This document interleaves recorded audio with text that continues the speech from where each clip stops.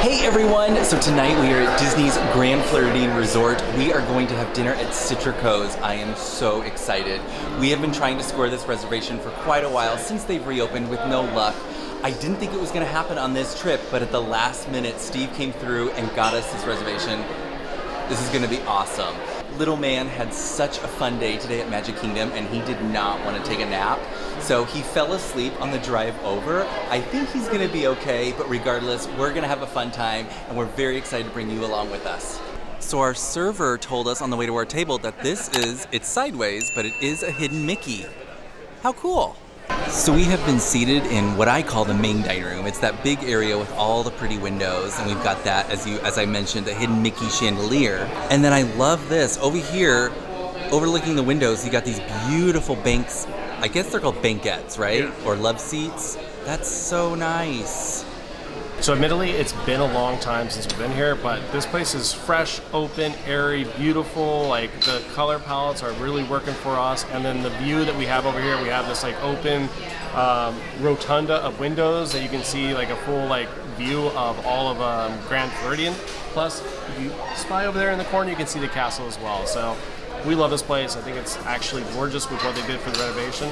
I also like that they didn't over-rotate on the Mary Poppins theme. It's very subtle, so you'll see just like little tiny hints towards it across the entire restaurant, but it's not like Mary Poppins in your face, so that's pretty good. The waiter has been awesome. Caleb's just now waking up from his nap, brought out a whole fresh plate of strawberries for him, so we're settling in, making our decisions, excited about this night. Oh, I'm going to pick it for you. It's going to be Caleb's got his plate of strawberries, and Dad is helping him pick out a delicious dinner. They actually have a lot of good options for kids, including shrimp, steak, chicken, mac and cheese. They have pizzas here.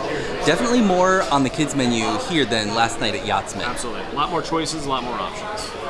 We got a cucumber martini here for you. Oh, yes. Thank you. You're welcome. 1806. Beautiful. This brought a little bit of bread, baked in house every day, calamara, olive, and ciabatta bread. Okay. And the butter has been topped off with a little pink Himalayan salt that's been infused with citrus. Beautiful. Thank you. You're welcome. Cocktails have arrived, and I have decided to start with the cucumber vodka martini. This is Grey Goose, Cointreau, elderflower liqueur, and fresh cucumber pearls. It looks awesome. Very light, very refreshing. It's good. Very, very light and refreshing. It's a little sweeter than I thought it was going to be. That's probably from the elderflower. I do like it. It's very, very good. Very different from my usual Hendrick's martini. This is a very good cocktail for this ambiance, I think. It's very light, airy, refreshing, springtime. Yeah. Great. And then for my cocktail, I ordered the 1806 Old Fashioned. This features Whistle Pig, chef-made orange reduction, and some mezcal as well. So I expect this to be pretty smoky. What I'll tell you is I love the presentation of the garnish, especially with this cute little red clothespin. I know that Caleb is absolutely going to want that after this drink. So let's see how it tastes. I love the clear ice cube.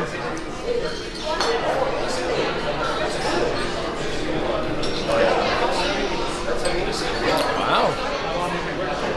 So mezcal is a very smoky tequila. So if you don't like smoke, I would stay away from mezcal. However, with this orange reduction, it kind of mutes down that smoke flavor. This is actually really, really flavorful. It's not a traditional old-fashioned, so if you're here for an old-fashioned, this is not going to be your drink. But I love the flavors. It all melds very well together. So we also got some bread. I don't remember exactly what he said they were, but it's two different kinds. Caleb is already enjoying it. He's very excited. He loves bread and butter. What do you think? Good? Yeah. All right, Steve is going to dig into this arancini, see what we got here.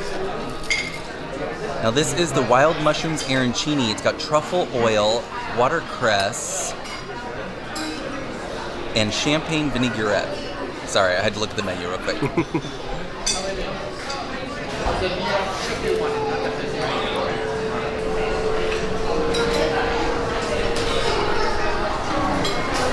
For the arancini, crisp, crunch, not oily, great flavors, well balanced, and I think it's a great appetizer to share. Absolutely. I agree with Steve. This is a very, very good arancini. It's different from what we had the first time we were here. I feel like that was more of like a kind of a risotto. It was style. more savory, I think. Yeah. This is really, really good. As Steve said, cooked perfection. The exterior is nice and crisp and crunchy. And I love that it's got this little, it's like, I guess it's the champagne vinaigrette, but I see like onions in here as well. That's really, really good. A lot of good flavor. Highly recommend that one. Okay, I misspoke. There is risotto in here. Steve's like, that's what arancini is. That's what it is. It's rolled balls of risotto. That's why I am terrible at reviewing food. No, but what I will tell you is that Mike is right. It was a much more savory, like decadent risotto last time. This one is more of a wild mushroom risotto, I think. So Right. It's still very good. It's just a little bit more lighter, a little bit more refreshing. I think that's the theme of this restaurant, light and refreshing. Right? Yeah. So definitely still recommend it regardless. So even though Mike doesn't know what arancini is. And little man is just passing out. He is so tired. I told everybody earlier we were at Magic Kingdom and he had a very fun, busy day there. He had a very busy day there with no nap today. So, Right. Yes. So that's what we're dealing with right now. It's almost 6 o'clock here. I think he'll rally for a few bites of dinner and then we'll get him back to the hotel, rest up. So, Yeah. So as I mentioned before, on this wild mushroom arancini, it's got truffle, aioli, watercress, and champagne vinaigrette. This here is all the sauce where all that flavor is so good. So as I mentioned, we did receive bread service, and it is two different kinds. We've got this olive loaf here, and this is kind of like a basic house bread. It is sourdough, if I remember correctly. They're both delicious, but I love olive loaf, and this is delicious. Spread with this butter, which has got a little bit of citrus and sea salt on top. Oh man, this is awesome. We're sitting here enjoying our cocktails, and we just realized, oh, we never did the switch and talked about. We always swap. We always try each other. So I tried Steve's. I'll talk about that in a second. What'd you think of my drink? It's a spa in a glass. Exact. When he said that, I was like, exactly. It's like a drink you get in a spa. Yeah, absolutely. It's delicious. I like it. All right, and then what are your thoughts on mine? I thought yours was delicious. When I took a sip, I was just like, oh yeah, that's really good. It's like a sweet old fashioned. And you're like, you don't get any of that mezcal? I'm like, oh, I totally forgot you mentioned that was in there. Because you don't like mezcal. I do not. I don't like it at all. That is a delicious drink. Yeah. All right, good. So we recommend both these cocktails. Having said that, we moved to wine because we think that's going to complement our short ribs best. So excited about that. Thank you. Enjoy, everybody. I'll check with you in a couple of minutes. Thank you. I know we like to usually order different things so we can give you guys more variety, but we've just heard so many great things about this. Steve and I got the exact same thing. This is the guava barbecued short ribs. Aged cheddar, creamy grits, roasted poblano, curdita slaw, and Brussels sprouts. Looks amazing. So this here is the truffle mac and cheese. It is house-made gnocchetti, summer black truffles, and oh my goodness, I'm sorry guys, I can't pronounce the cheese exactly, and tarragon. He told us a couple times that it is unlike your normal mac and cheese, and chef recommends that you actually really get in there, stir it all up before you serve it, before you taste it.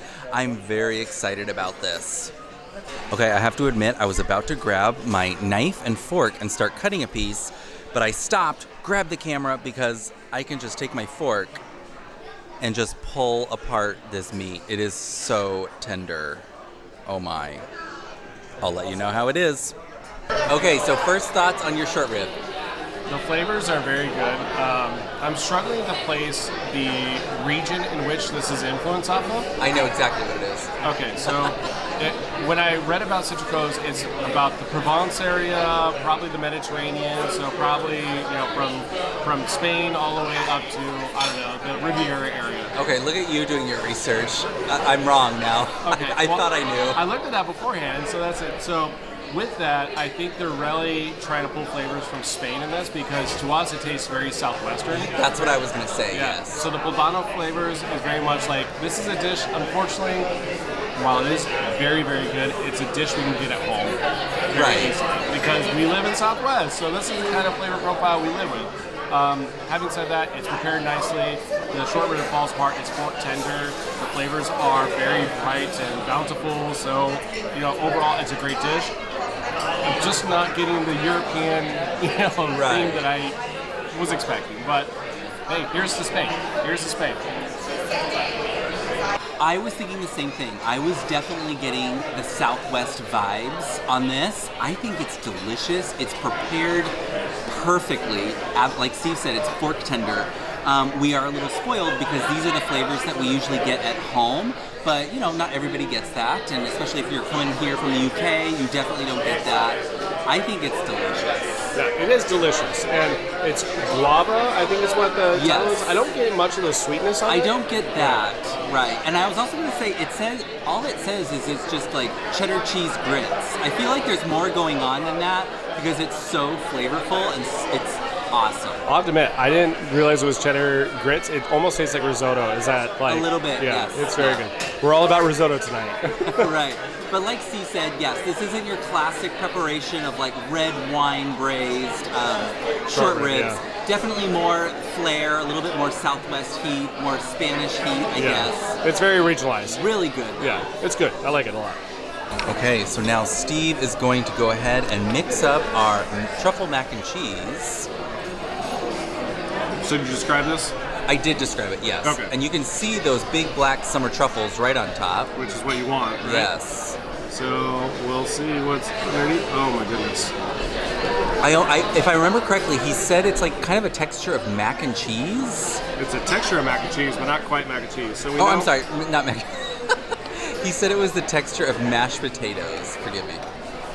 So they did recommend, the chef recommended that you integrate all the flavors together. Right. And fair warning again, this is not your grandma's mac and cheese, not your traditional mac and cheese. This is their riff on it.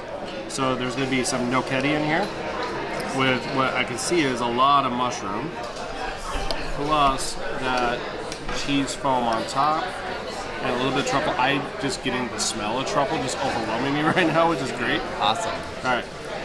So first bite.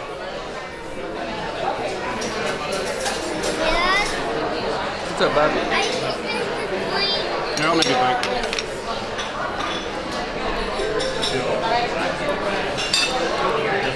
There you go. Good? Awesome. Oh my goodness. Really? If this was an entree, I would get this every single time. Oh my goodness, okay. So, yes, it's decadent truffle goodness. It's exactly what the title says, truffle. As the first word, it should be truffled, absolutely. I get no mac and cheese. I don't know why they call it mac and cheese. Okay, so I was going to ask, so should it be mac and cheese? No, it should not be called mac and cheese. Okay. So, it is so good. Actually, it's probably nice not entree because this is pretty decadent. Right. A little bit goes a long way. So, thumbs up on this. Absolutely. Awesome.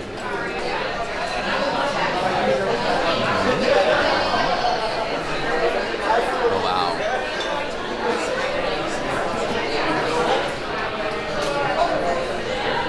Oh, yeah. That is delicious. They did not skimp on the truffle on that. I don't know. I kind of get it. I kind of get the mac and cheese.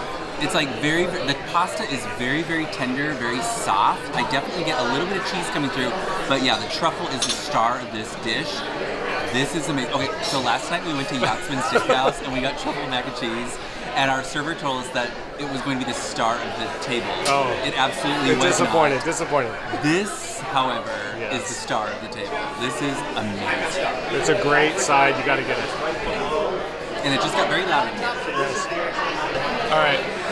So one tip and trick we can give you for getting dining reservations here at Disney World and or Disneyland is constantly look out for your top must-do restaurants. Right. This thing came available as we were getting ready to leave for the airport to actually come here. So that was 2 days ago. And it popped up. We were able to snag this reservation. Very happy that we got this, but always keep an eye out. Reservations tend to pop up, a month out, a day out, a week out. Just keep your eye out for your must-do restaurants. We were happy we got this one. Hold on. Okay, and I'm gonna say this. Also, we started our reservation at 5:05. This is a rowdy restaurant, so volume level is high, energy level is high. So I think this is like a place you go to celebrate based on what we're viewing around us. So just plan for that. Surprisingly, Caleb is still asleep, so he's sleeping through all the happiness and celebration behind us. Here is a look at their dessert menu. I don't know, guys. I am so full. Steve is too. I have to admit, nothing is really jumping out at me, and we do have last night's dinner from Yachtsman Steakhouse back in our hotel room, so I think we're going to pass tonight. So here in the lobby of the Grand Floridian, one thing we noticed right when we walked in, please visit our Grand Cottage, open daily March 18th through April 18th, 9:30 to 5. And there it is. Granted, we're a little far, but the Grand Cottage, Steve was like, I've never seen this before. I thought the same thing. It does say established 2022, so is this something brand new? I've never seen this before. And here it is, the Grand Cottage. And if you can see on that sign, it says established 2022, so this must be brand new. Here's a little look at what I'm guessing are some of the suites that you can get here. Looks really cute, fun, festive, perfect for Easter. Hey everyone, so as you can tell, we didn't have an actual formal outro. Little man was so exhausted from a fun day at the park, but as you can tell, we really enjoyed the food, thought it was amazing. If you have a chance to check out Cítricos, you should definitely do that. I think, Mike, we might actually add it as one of our must-do every single time we visit, especially because that truffle mac and cheese, not really mac and cheese, but it is that good. We really hope you liked this video, and if you did, please leave a comment down below, give us a thumbs up, subscribe, and from our Magic Family, yours, enjoy.